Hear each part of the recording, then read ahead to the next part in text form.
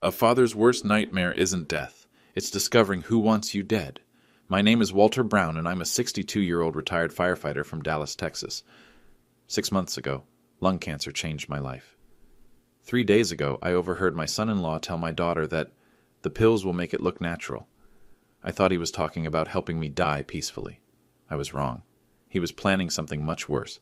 I didn't confront them. I didn't call the police. I grabbed my oxygen tank and walked out into the night, because sometimes the best weapon is letting people think you're weak. What I discovered next would expose a $145,000 lie that nearly cost me everything. My life, my dignity, and my daughter's future. This isn't just about elder abuse or medical fraud. This is about what happens when someone tries to weaponize your family's love against you. If you're watching this, please subscribe and let me know where you're watching from. This is how a dying man saved his own life. Let me take you back to March 15th, 2024. That's the day Dr. Patricia Williams looked me in the eye and said, "Walter, it's stage 3 lung cancer, non-small cell. We need to start treatment immediately." 28 years of breathing smoke and chemicals as a firefighter had finally caught up with me. The irony wasn't lost. I'd spent my career saving people from fires, and now fire was consuming me from the inside. The treatment plan was aggressive. Keytruda infusions every 3 weeks at $12,000 each. Radiation therapy 5 days a week for 6 weeks. Chemotherapy that would cost another $8,500 monthly. The total estimate? $180,247 over 18 months. I had saved $145,000 in a special treatment fund after selling the house following my wife's death 2 years earlier. It should have been enough to get started with insurance covering the rest. Should have been. My daughter Rachel drove me to that first appointment. She's 29, teaches 3rd grade at Plano Elementary, makes $52,000 a year. She held my hand in the waiting room while I filled out paperwork with shaking fingers. "Dad, don't worry about the money," she said. "Jason's handling all the financial stuff. He says there are investment strategies that can help stretch the treatment fund." Jason Taylor, my son-in-law, financial advisor at Sterling Wealth Management downtown, drives a BMW X5 with $950 monthly payments, wears a Rolex Submariner worth $11,500, always talks about maximizing returns and optimizing portfolios. I should have paid attention to that conversation, but I was focused on breathing with my new oxygen concentrator, a DeVilbiss 10L unit that costs $2,300 and sounds like a small engine running 24 hours a day. The first month of treatment hit hard. The Keytruda made me nauseated. Radiation left burns on my chest. I moved into a smaller duplex apartment for $1,200 monthly because climbing stairs became impossible. Rachel visited twice a week, always with Jason. He'd pull out his leather portfolio and show me charts about treatment cost projections and strategic financial planning. His voice carried that smooth confidence financial advisors perfect, calm, authoritative, just condescending enough to make you feel stupid for asking questions.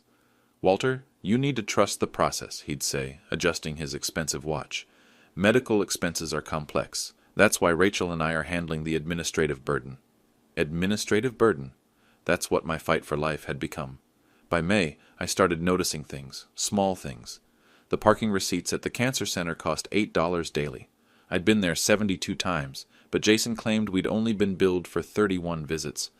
My pension check of $2,830 came monthly, but somehow my account balance kept dropping faster than my medical expenses alone could explain. When I asked to see the treatment fund statements, Jason would pat my shoulder and say, "Dad, you focus on getting better. Let the professionals handle the numbers." Dad. He started calling me Dad after the diagnosis, though he'd never used that term in 3 years of marriage to Rachel. Something about the way he said it felt more like ownership than affection. The worst part wasn't the physical weakness or even the financial confusion. It was watching my daughter transform.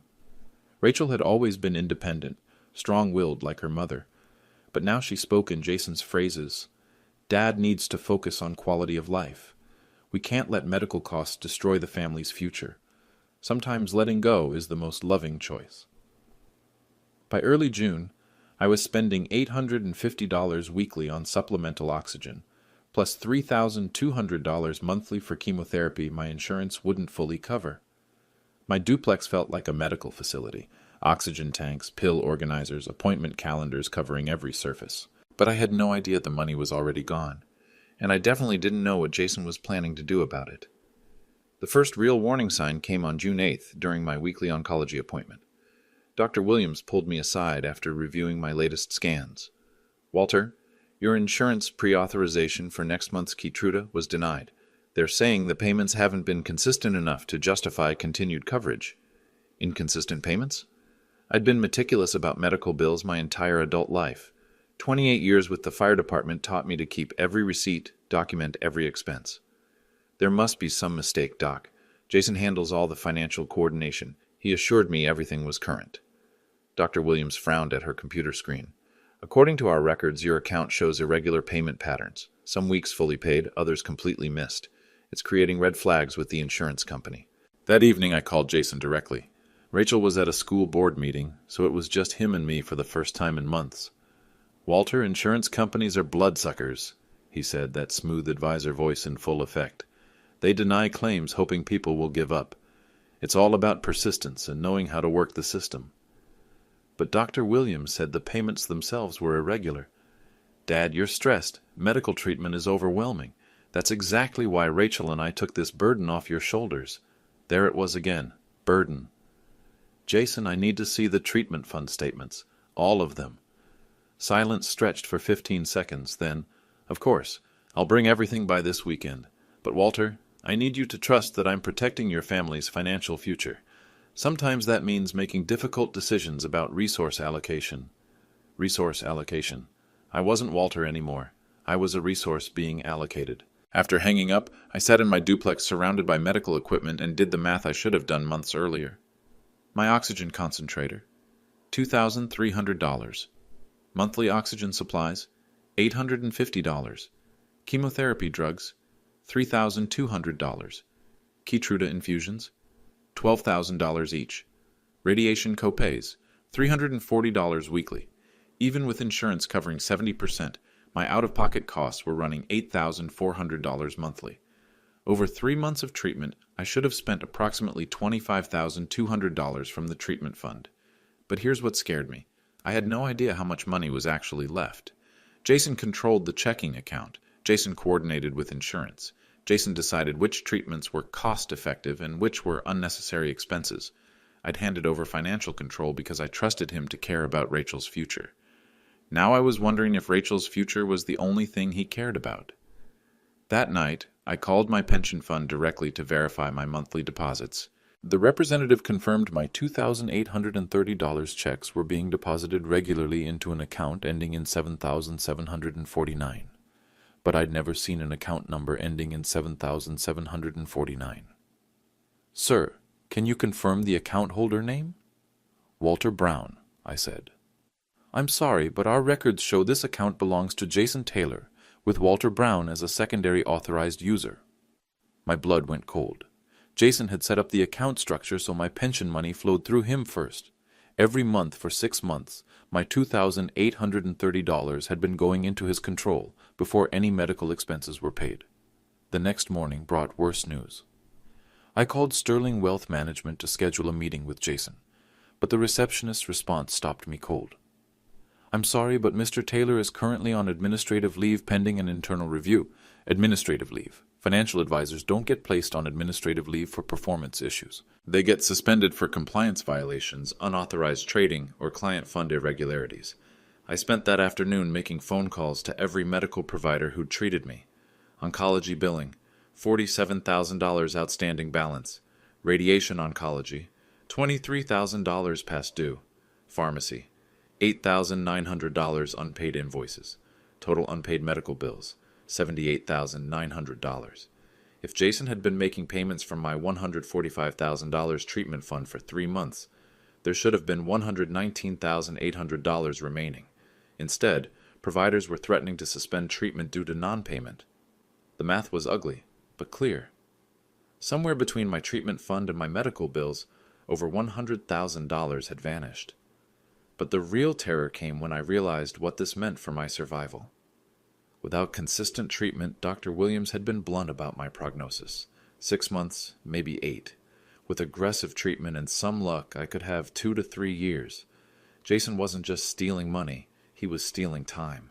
And if I died before anyone discovered the financial irregularities, Rachel would inherit my remaining assets, including a life insurance policy worth $180,000 that listed her as the sole beneficiary. The stakes had become crystal clear. Expose Jason's theft or die trying to prove it existed. Saturday evening, June 10th. Rachel invited me for dinner at their house in Plano, a $385,000 two-story with a $2,400 monthly mortgage payment I'd helped them calculate when they bought it. Jason cooked salmon with asparagus, talking nonstop about market volatility and investment strategies. He was performing, trying too hard to seem normal while wearing his expensive watch and pouring wine that probably cost more than my weekly oxygen bill.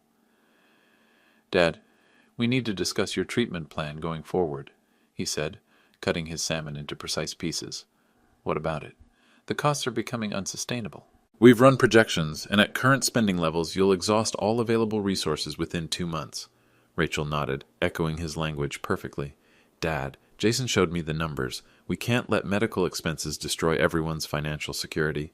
"Show me these numbers," I said quietly. Jason smiled that advisor smile. "Of course. But first, I want you to understand something important. Sometimes the most loving thing a family can do is make difficult decisions about quality versus quantity of life." "Meaning what?" "Meaning aggressive cancer treatment at your age often causes more suffering than benefit. Many patients choose comfort care, palliative measures that focus on dignity rather than desperate interventions." Rachel reached across the table and squeezed my hand. "Dad, we've been researching hospice care. There are beautiful facilities that—" "Hospice?" The word hit like a punch. "Rachel, I'm responding to treatment. Doctor, Williams said my latest scans showed tumor shrinkage." Jason leaned forward, his voice taking on that patronizing tone financial advisors use with difficult clients. "Walter, hope is important, but false hope is cruel. You're 62 years old with stage 3 lung cancer. The 5-year survival rate is less than 30%. So you want me to give up?" "I want you to be realistic about resource allocation," Jason said, taking a sip of his expensive wine. "Every dollar spent on unlikely outcomes is a dollar stolen from Rachel's future. It's my money. Actually, Dad, it's family money. Rachel's inheritance, her financial security, her ability to have children someday, all of that depends on making smart decisions now." Rachel nodded again, those rehearsed phrases coming out perfectly. "Dad, we love you too much to watch you suffer unnecessarily." The conversation felt choreographed, like Jason had coached her on every response. My independent, strong-willed daughter was parroting financial advisor talking points about her father's life being too expensive to maintain. "I want to see the treatment fund statements," I said, setting down my fork. "Of course," Jason said smoothly. "But let me ask you something first. If you knew continuing treatment would bankrupt Rachel, would you still insist on every possible intervention?" "That's a hypothetical question." "No, Walter, it's the actual situation. Your medical expenses are running $11,000 monthly. The treatment fund will be depleted by August. Then what? Rachel takes out loans, mortgages her future, declares bankruptcy to pay for treatments that might give you 6 extra months?" Rachel's eyes filled with tears. "Dad, I can't watch you suffer knowing we're destroying our lives trying to save yours." Jason reached over and took her hand, that protective gesture that looked loving but felt calculated. "Rachel's been having panic attacks about the financial pressure. She's losing weight, can't sleep. Your medical crisis is becoming her mental health crisis. So the solution is letting me die?" "The solution is accepting reality," Jason said, his voice hardening slightly. "You're not going to beat stage 3 lung cancer, Walter. The best-case scenario is extending your life at enormous cost to everyone who loves you. The worst case is bankrupting your family for 6 months of suffering." I looked at Rachel, searching for any sign of the daughter who used to challenge authority, who questioned everything, who never accepted easy answers. "Honey, is this really what you want?" She wiped her eyes with the cloth napkin. "Dad, I want you to be comfortable. I want your last months to be peaceful, not filled with hospital visits and chemotherapy sickness and financial stress." "What if I want to fight?" Jason answered before Rachel could respond. "Then you're being selfish. You're prioritizing your fear of death over your daughter's financial survival." The word selfish hung in the air like smoke from a house fire. In 28 years as a firefighter, I'd run into burning buildings to save strangers. I'd missed Rachel's school plays to work extra shifts that paid for her college tuition. I'd sold my house to cover her mother's cancer treatment without hesitation. Now my own son-in-law was calling me selfish for wanting to live. Jason, I've spent my entire adult life putting this family first. I know that, which is why I'm asking you to put family first one more time. Rachel squeezed my hand tighter. Dad, please, we can make your remaining time beautiful, peaceful. No more hospital visits, no more chemotherapy sickness, just quality time together. How much time are we talking about? Jason's mask slipped for just a moment, revealing something cold underneath. Does it matter? You're 62, Walter. You've had a good run. Most people never get to retire, never get to see their daughters married, never get to know they've lived a meaningful life. Most people don't get murdered by their families either. The silence that followed felt dangerous. Jason's jaw tightened almost imperceptibly. That's an ugly accusation, Dad. It's an ugly situation, son. But something in Jason's eyes told me I'd just crossed a line I couldn't uncross. I left Rachel's house that night with a sick feeling that had nothing to do with chemotherapy. The drive back to my duplex took 15 minutes, but I spent most of it thinking about something Jason had said. You've had a good run. Not, you're having a good run, or you will have more good times. Past tense. Like my run was already over. Back home, I sat in my recliner next to the oxygen concentrator and did something I hadn't done in months. I started thinking like a firefighter again. 28 years of emergency response teaches you to see patterns others miss. Smoke doesn't just appear randomly. Something's burning. People don't act desperate without reason. And financial advisors don't put themselves on administrative leave unless they're hiding something serious. I pulled out my old fire department notebook, leather-bound, edges worn from years of incident reports and equipment inventories. I'd kept detailed records of everything: equipment failures, safety violations, suspicious insurance claims, personnel issues. Now I started documenting everything I could remember about Jason's financial management. March 15th, cancer diagnosis. Jason offers to handle everything. March 22nd, treatment fund account transferred to Jason's management, April 8th. First missed payment noticed by oncology billing, April 30th. Insurance pre-authorization problems begin May 15th. Jason claims payment processing delays, June 8th, doctor. Williams reports irregular payment patterns, June 10th. Jason pushes hospice care, claims fund will be depleted by August. The timeline revealed something troubling. Jason had been managing my finances for 3 months, but payment problems started almost immediately. Either he was incompetent, or something else was happening to my money. Then I remembered something from my firefighter days. Captain Mike Anderson, my old chief, had retired last year but now worked part-time with the State Insurance Commission investigating financial fraud. Mike had always said the same thing about suspicious insurance claims. Walter, when the money doesn't add up, start looking at who's handling the math. I hadn't spoken to Mike since his retirement party, but firefighters maintain connections. We look out for each other. I found his number and called, even though it was 9:30 p.m. Walter Brown, how the hell are you, brother? Been better, Mike. I've got lung cancer, but that's not why I'm calling. What do you need? I explained the situation, my son-in-law's financial management, the irregular payments, his sudden push toward hospice care, and his administrative leave from Sterling Wealth Management. Mike listened without interrupting, then asked pointed questions. What's his full name? Which firm? Do you have account numbers? Any documentation of the original fund balance? Jason Taylor at Sterling Wealth. And Mike, there's something else. He's been pushing my daughter to convince me to stop treatment. Tonight he basically said I was selfish for wanting to live. Walter, that's not financial advice. That's something else entirely. Mike promised to make some calls but warned me to be careful. If your son-in-law is involved in client fund irregularities, and you're asking questions, you might be seen as a threat to his cover-up. After hanging up, I realized something important. I wasn't just a cancer patient anymore. I was potentially a witness to financial fraud. And if Jason had been stealing from my treatment fund, I probably wasn't his only victim. But here's what really scared me. If Jason had been stealing client money, and if I died before anyone discovered the theft, my death would solve multiple problems for him. No more questions about irregular payments. No more demands to see account statements. No more witness to testify about suspicious financial management. My cancer diagnosis hadn't just made me vulnerable to disease. It had made me the perfect victim for financial murder. I started thinking about evidence. What could I document? What could I record? What could I preserve to protect Rachel if something happened to me? 28 years of firefighting had taught me that small fires become big fires when nobody notices the smoke. But I was starting to smell something burning, and tomorrow I was going to start looking for the source. Monday morning, June 12th. I had my regularly scheduled Keytruda infusion at 10 a.m., but when I arrived at the Baylor Scott and White Cancer Center, the receptionist's expression told me everything I needed to know. "Mr. Brown, I need you to speak with our financial coordinator before we can proceed with treatment."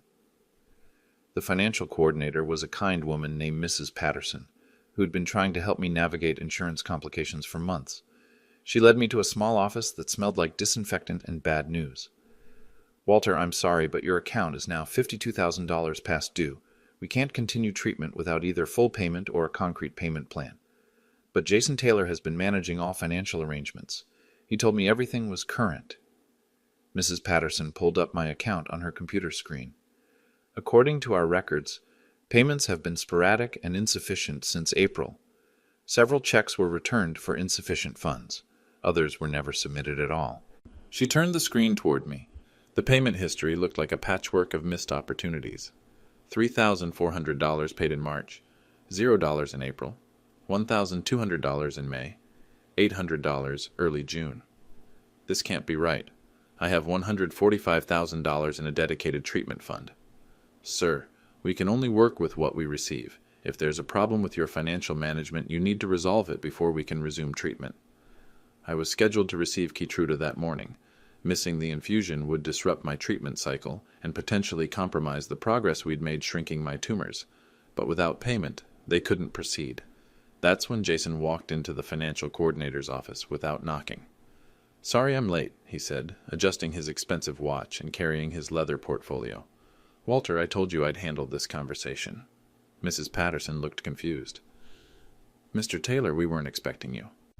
"Walter gets overwhelmed by financial details," Jason said, sitting down and opening his portfolio with practiced authority. "That's why his family designated me to manage all medical billing coordination." I stared at him. "Jason, how did you know I was here?" "Rachel mentioned your appointment. I figured we'd need to have this conversation eventually." He turned to Mrs. Patterson with that smooth advisor confidence. "Here's the situation. Walter's treatment fund has been depleted faster than anticipated due to unexpected costs and insurance complications. We're now looking at alternative funding sources." "Depleted?" I said. "Jason, I started with $145,000 3 months ago." "Dad, medical expenses are complicated. Insurance delays, co-payment changes, supplemental treatments, costs add up quickly." Mrs. Patterson interrupted. "Mr. Taylor, we've only received $5,400 in payments over 3 months. For the treatments Mr. Brown has received, his portion should have been approximately $25,000. Jason didn't miss a beat. "That's exactly the problem. Walter's been making additional payments directly to providers without coordinating through our centralized system. It's created accounting discrepancies." I felt something dangerous building in my chest. Not cancer, but rage. "Jason, I haven't made any direct payments. You've been handling everything." "Walter, your memory has been affected by chemotherapy. That's normal, but it's why family members need to manage complex financial arrangements." He was gaslighting me in front of witnesses, using my cancer treatment as an excuse to dismiss my concerns. But what made it worse was watching Mrs. Patterson nod sympathetically, as if she'd seen this scenario before. Confused cancer patients, well-meaning family members, financial complications. "Perhaps we should schedule a 3-way meeting with all parties," Mrs. Patterson suggested. "We can review account records and develop a sustainable payment plan." "Unfortunately, that won't be possible," Jason said. "Walter's family has made the difficult decision to transition him to comfort care. We'll be discontinuing aggressive treatment and focusing on quality of life." The words hit me like a physical blow. Jason was announcing my death sentence to medical staff without my consent, making it sound like a family decision rather than his financial manipulation. "Excuse me?" Mrs. Patterson looked genuinely shocked. "Mr. Brown, is this your decision?" Before I could answer, Jason continued. "It's been a family discussion. Walter's daughter is struggling with the financial stress, and we've determined that hospice care would be more appropriate given his prognosis." "Mr. Brown," Mrs. Patterson addressed me directly, "what are your wishes regarding treatment?" That's when I realized something crucial. Jason had been controlling the narrative about my medical decisions, but he couldn't control what I said directly to my healthcare providers. I want to continue treatment, I said clearly. I have not agreed to hospice care, and I want a full accounting of how my $145,000 treatment fund has been managed. Jason's mask slipped for just a moment. Walter, we discussed this Saturday night. You agreed that continuing treatment wasn't fair to Rachel's financial future. I agreed to nothing, and if my treatment fund is depleted, I want to see exactly where that money went. Mrs. Patterson was now looking uncomfortable, sensing family tension that extended beyond normal medical billing disputes. Gentlemen, perhaps this conversation should happen privately. No, I said firmly. I want witnesses to this conversation. Jason, if you've been managing my treatment fund properly, showing me the account statements should be simple. Jason's voice took on a harder edge. Walter, you're being unreasonable. Your daughter and I are trying to protect you from financial stress during a difficult time. By making medical decisions without my consent? By making realistic decisions based on actual financial circumstances. Other patients in the waiting area were starting to notice our raised voices. An elderly woman getting chemotherapy looked over with concern. A middle-aged man accompanying his wife was frankly staring. Jason seemed to realize he was losing control of the situation. He stood up, closing his portfolio with sharp efficiency. Mrs. Patterson, I apologize for this scene. Walter's treatment has affected his judgment. His family will be in touch about transitioning to appropriate end-of-life care.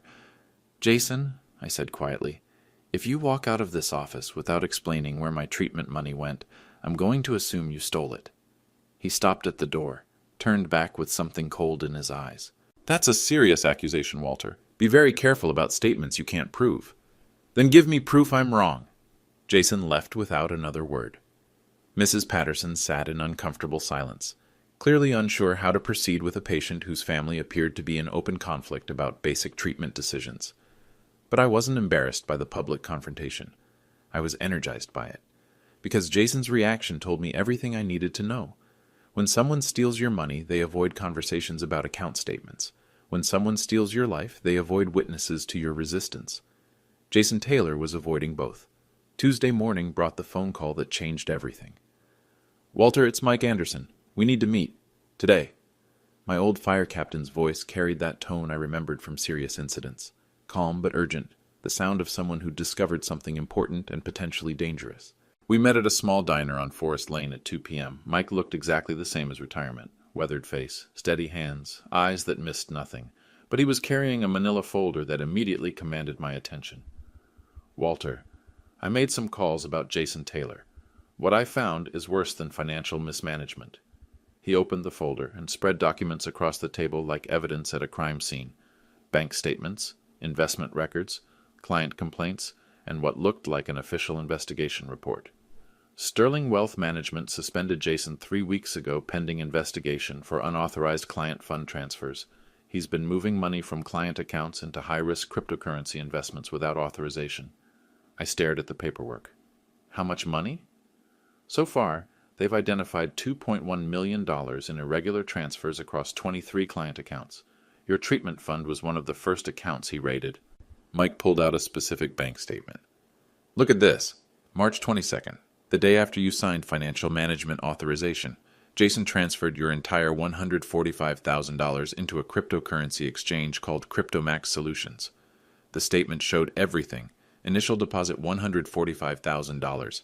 Investment in something called Mooncoin Futures. Current value $8,247. He gambled away my cancer treatment money on cryptocurrency? Gets worse. Look at this timeline. Mike spread out more documents. March 25th, first crypto losses begin. March 30th, Jason starts missing client payments. April 15th, he opens margin accounts trying to recover losses. May 8th, cryptocurrency market crashes, wiping out 94% of invested funds. So by May, my treatment fund was basically gone? Completely gone. But here's the criminal part. Jason continued collecting management fees and telling clients their accounts were performing well. He sent you fake statements showing steady account balances while the actual money had been lost weeks earlier. Mike pulled out another document that made my blood run cold. Walter, this is an email Jason sent to his colleague on May 20th. Read it. The email was printed on official Sterling Wealth letterhead from jason.taylor@sterlingwealth.com to brad.collins@sterlingwealth.com. Subject, Brown account resolution. Client becoming problematic about account access. Old man asking too many questions. Lung cancer diagnosis provides natural exit strategy within 6-8 months. Will continue delaying account disclosure until situation resolves naturally. Family grateful for handling burden during difficult time. I read it twice, then looked at Mike. He was counting on cancer to kill me before anyone discovered the theft. That's how I read it. And Walter, there's something else. Jason applied for a $500,000 life insurance policy on you 2 weeks ago, listing himself as beneficiary for outstanding debt obligations. The pieces were falling into place with horrifying clarity. Jason hadn't just stolen my treatment money, he'd created a situation where my death would be financially beneficial to him. Delayed medical payments would accelerate my decline. Life insurance would compensate him for stolen funds, and Rachel would never know her husband had murdered her father with manipulated neglect. Mike, there's more. Jason's been trying to convince Rachel that I should stop treatment. He's pushing hospice care, claiming continued treatment is selfish. Mike's expression darkened. That's not financial advice. That's assisted suicide through psychological manipulation. He pulled out one more document. Walter, I've been working with Detective Tom Davis at Dallas PD. He's building a criminal case against Jason for investment fraud, but your situation adds potential attempted murder charges. Murder? Deliberately withholding medical payments from a cancer patient while psychologically manipulating family members to discontinue treatment. If that's not attempted murder, it's close enough to charge. Mike closed the folder and looked me directly in the eyes. Walter, I need to ask you something important. Are you willing to wear a wire? A wire? Detective Davis wants to record conversations between you and Jason. If we can get him to admit the theft, acknowledge the deliberately delayed payments, or discuss timeline expectations for your death, we'll have enough for criminal charges. I thought about Saturday night's dinner conversation. Jason talking about resource allocation and asking if I'd continue treatment knowing it would bankrupt Rachel. His use of past tense when describing my life as a good run. What would I need to do? Simple recording device. Have normal conversations with Jason about treatment decisions and financial management. Let him talk. Don't push too hard, but give him opportunities to explain his reasoning for recommending hospice care. Mike leaned forward. Walter, here's what I think happened. Jason gambled away your treatment money in March. By April, he knew he'd destroyed your fund, but instead of confessing, he decided to let cancer solve his problem. Delayed payments would compromise your treatment. Psychological pressure would convince Rachel that stopping treatment was loving. Your death would eliminate the witness and trigger life insurance compensation. And if I'd died in August like he predicted? Perfect crime. Grieving daughter inherits remaining assets. Grateful son-in-law helped manage difficult end-of-life decisions. No one ever audits the treatment fund because the patient died of natural causes. I sat in that diner for several minutes, processing the reality that my son-in-law hadn't just stolen my money. He'd crafted my death as a business plan. But I wasn't dead yet. And 28 years as a firefighter had taught me that the best way to fight fire is with water, not more fire. Mike, set up the wire, but I want to do this right. I want enough evidence to protect Rachel from ever doubting what really happened here. Mike smiled, the first time I'd seen him look pleased since we'd sat down. Walter, you always were the smartest firefighter on my crew. No, I said, looking at the evidence spread across our table. I was just the one who paid attention to smoke. Wednesday evening, June 14th. I called Jason and asked him to meet me at my duplex to discuss the financial situation and treatment options. My voice carried exactly the right tone of defeated resignation, a sick old man ready to accept reality.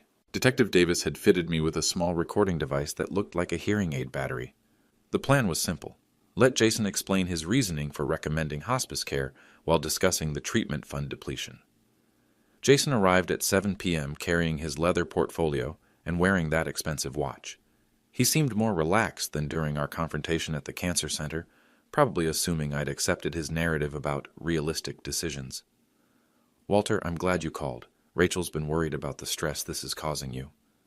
I gestured for him to sit down next to my oxygen concentrator. Jason, I need to understand exactly what happened to my treatment money. Of course. I brought all the relevant documentation. He opened his portfolio and pulled out what looked like official account statements, but now I knew they were fake. Carefully crafted documents designed to hide $145,000 in theft. As you can see, medical expenses depleted the fund faster than anyone anticipated. Cancer treatment costs have been running approximately $11,000 monthly, and with insurance complications. Jason, I want you to be completely honest with me. Is the money actually gone? He paused, and I could see him calculating how much truth was safe to reveal. Walter, I'm going to be frank with you. Yes, the money is gone. Medical expenses, insurance gaps, administrative fees, it all added up quickly. Administrative fees? Financial management isn't free. Coordinating with multiple providers, handling insurance appeals, managing cash flow, that requires professional expertise. How much did you charge in management fees? Walter? That's not the important question. The important question is, what's our plan going forward? I let him redirect the conversation because Detective Davis had been clear. Let Jason talk about timelines and expectations without prompting specific admissions. What do you think our options are? Jason leaned forward, his voice taking on that patronizing advisor tone. Realistically, we're looking at two choices. Option 1, Rachel takes out loans to continue your treatment, potentially bankrupting herself for 6 months of additional suffering. Option 2, we transition to comfort care and focus on quality time with family. How long are we talking about with option 2? Jason's expression shifted slightly, not quite relief, but something close to satisfaction. Walter, with your current condition and without aggressive intervention, we're probably looking at 3 to 4 months, maybe 6 if you're lucky. And that timeline works for everyone? It works for Rachel's financial security. It works for preserving family assets. And honestly, Walter, it works for your dignity. No one wants to spend their final months bankrupting their children. I nodded slowly, as if accepting his logic. Jason, can I ask you something personal? Sure. Do you think I've been selfish for wanting to continue treatment? He seemed to consider his words carefully. Walter, I think you've been scared. That's human. But sometimes love means making difficult decisions that serve the greater good. The greater good? Rachel's future, her ability to have children, buy a house, build a life. Every dollar spent extending your life by a few months is a dollar stolen from her next 50 years. The recording device was capturing everything. Jason's casual discussion of my death timeline, his framing of my survival as theft from Rachel, his reduction of my life to a mathematical equation. What if I wanted to fight this decision? Jason's mask slipped slightly. Fight it how? Walter, you don't have resources to fight anything. The treatment fund is gone. Your pension barely covers your living expenses. Rachel can't afford to support aggressive cancer treatment on a teacher's salary. But what if I found other funding sources? Like what? His voice carried a hint of irritation now. Walter, you're 62 years old with stage 3 cancer. Banks don't loan money to dying men. Insurance companies deny claims. Charity funds have waiting lists longer than your life expectancy. So you're saying I have no choice but to die on your timeline? Jason caught himself, realizing how harsh that sounded. I'm saying you have a choice between dying poor and bitter or dying with dignity while preserving your family's future. And if I chose to keep fighting? Then you'd be destroying Rachel's life out of selfish fear. And Walter, I won't let you do that to my wife. There it was, the threat barely concealed behind financial logic. Jason wasn't just managing my medical decisions. He was prepared to enforce them. Jason, I have one more question.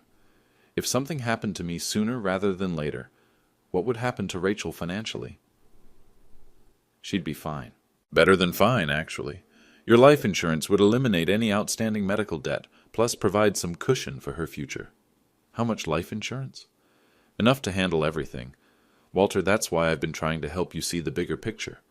Your death doesn't have to be a financial catastrophe for Rachel. It can actually secure her future. I stared at him for a long moment, letting that statement hang in the air.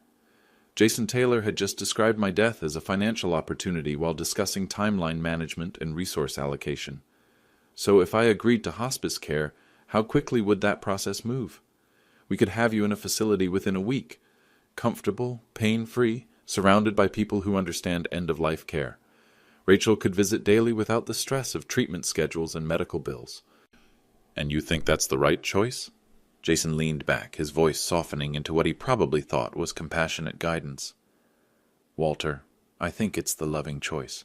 Sometimes the greatest gift a parent can give their child is freedom from guilt about impossible decisions. I nodded slowly, as if he'd finally convinced me. Thank you for being honest with me, Jason. Of course, Walter. That's what family does. After he left, I sat in my recliner next to the oxygen concentrator and thought about that last statement. Family. Jason Taylor had spent 45 minutes explaining why my death was financially beneficial, emotionally healthy, and morally necessary for everyone involved. But he'd made one critical mistake. He'd forgotten that family doesn't usually discuss life insurance benefits while planning funeral timelines. Detective Davis would find that conversation very interesting indeed. Thursday, June 15th, 8:30 a.m. Detective Tom Davis called me with news that would change everything. Walter, we've got him. The recording from yesterday gave us enough for criminal charges, but there's more. Jason Taylor was arrested this morning at his home. I sat down heavily in my recliner. After months of feeling powerless, the speed of justice felt surreal. What are the charges? Investment fraud, elder abuse, and conspiracy to commit insurance fraud. The DA is also considering attempted murder charges based on the deliberately delayed medical payments. What about the other victims? 23 clients total, $2.1 million in unauthorized transfers. Some people lost their entire retirement savings. Others had their children's college funds gambled away on cryptocurrency speculation. The scope of Jason's fraud was staggering. My treatment fund was just one piece of a much larger criminal enterprise. Detective Davis, what happens now with my medical treatment? That's the good news, Walter. Sterling Wealth Management is liquidating remaining assets to compensate fraud victims. You won't recover the full $145,000, but their insurance policy should cover approximately $89,000. Combined with the criminal restitution order, you'll have enough to resume treatment. For the first time in months, I felt something I'd almost forgotten. Hope. What about Rachel? That's more complicated. She'll need time to process that her husband was planning your death as a business strategy. But Walter, she wasn't involved in the fraud. Jason manipulated her just like he manipulated you. That afternoon, Rachel arrived at my duplex. She looked devastated.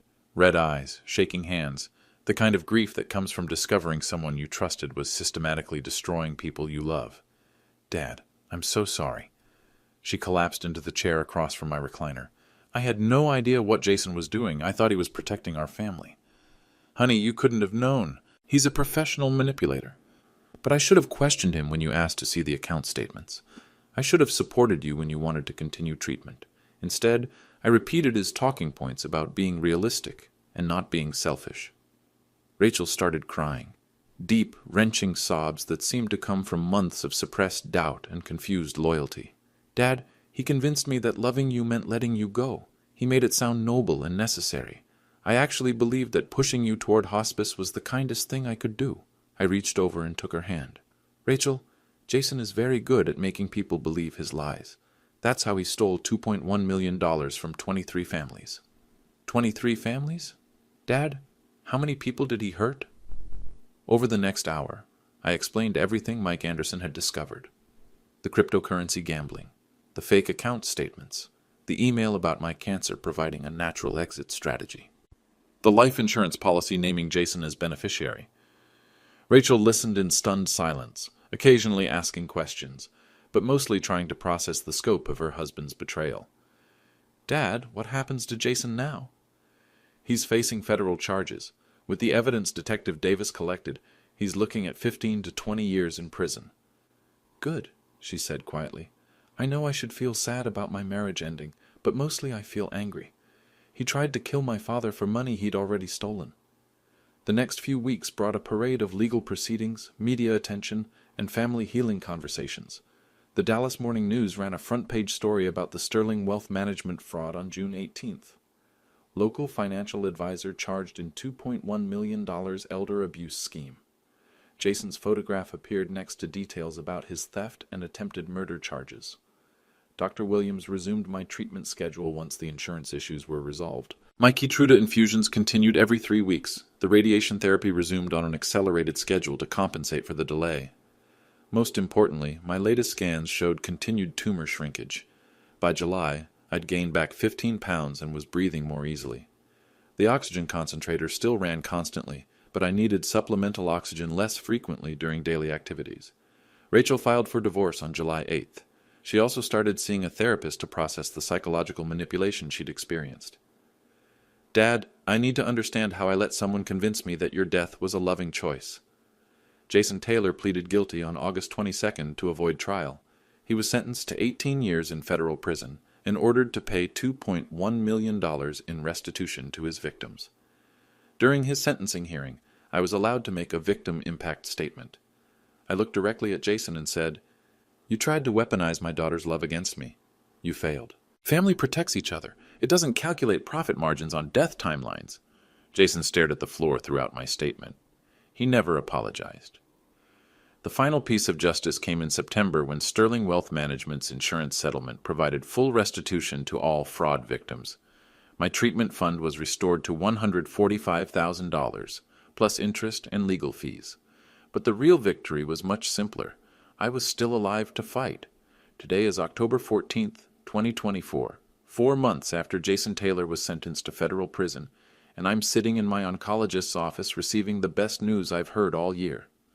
"Walter, your latest PET scan shows no detectable cancer activity. The tumors have responded better than we hoped to the combination therapy."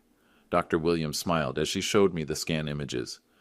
"I won't use the word remission yet, but your response to treatment has been remarkable. Whatever motivated you to keep fighting clearly worked." I thought about her words as I drove home to my duplex. What motivated me to keep fighting wasn't hope or determination or even love of life. It was the simple refusal to let someone else decide when my story would end. Rachel visits twice a week now, but our relationship has changed in important ways. She no longer treats me like a fragile patient who needs protection from difficult decisions. Instead, she asks direct questions about my treatment, my prognosis, and my plans. "Dad, I need you to promise me something," she said during yesterday's visit. "If you ever get scared about medical expenses or treatment decisions, talk to me directly. Don't let anyone else manage those conversations. What if I become unable to make decisions myself? Then I'll make them based on what you want, not what's convenient for other people." We've established new boundaries around family financial decisions. Rachel has power of attorney for medical decisions, but only after consulting with me directly. No one else can access my accounts or make treatment recommendations without my explicit consent. I've also started speaking at community centers about elder financial abuse. Mike Anderson and Detective Davis helped me develop a presentation called Smoke Signals, Recognizing Financial Manipulation Before It's Too Late. The response has been overwhelming. Last month I spoke to 47 people at the North Dallas Senior Center. 3 audience members approached me afterward with suspicions about their own family financial arrangements. 2 of those cases are now under investigation. "Walter," one elderly woman told me, "my son has been managing my accounts for 2 years. He keeps telling me I need to simplify my lifestyle, but he never shows me actual numbers." "What does your gut tell you?" I asked. "My gut says something's wrong, but I don't want to believe my own child would steal from me." "Ma'am, hoping someone isn't stealing doesn't prevent theft. It just delays discovery." The most important change has been in how I think about family loyalty. For years, I believed that loving my family meant trusting them completely, avoiding difficult conversations, and accepting their guidance about my own life. Now I understand that real family loyalty requires honest communication, even when those conversations are uncomfortable, especially when those conversations are uncomfortable. Rachel and I talk openly about my medical expenses, treatment options, and long-term prognosis. When she has concerns about financial sustainability, she expresses them directly rather than letting someone else manage those discussions. "Dad, if continuing treatment becomes too expensive, what do you want to do?" I want to make that decision myself, based on accurate information, with input from people I trust. And who do you trust? You, Dr. Williams, Mike Anderson, and myself, in that order. It's a short list, but it's an honest one. My oxygen concentrator still runs constantly, but I need supplemental oxygen less frequently. I've gained back 22 pounds and can walk 3 blocks without stopping to rest. Most importantly, I wake up each morning knowing that day belongs to me, not to someone else's financial timeline. Jason Taylor is serving 18 years in federal prison. He'll be 49 when he's released, older than I was when Rachel was born. I don't wish him suffering, but I'm satisfied that he can't hurt other families the way he tried to destroy ours. This story isn't really about cancer or financial fraud or even family betrayal. It's about the difference between surviving and surrendering. Sometimes the most loving thing you can do for your family is refuse to die on someone else's schedule. If this story resonated with you, please share it with someone who might need to hear it.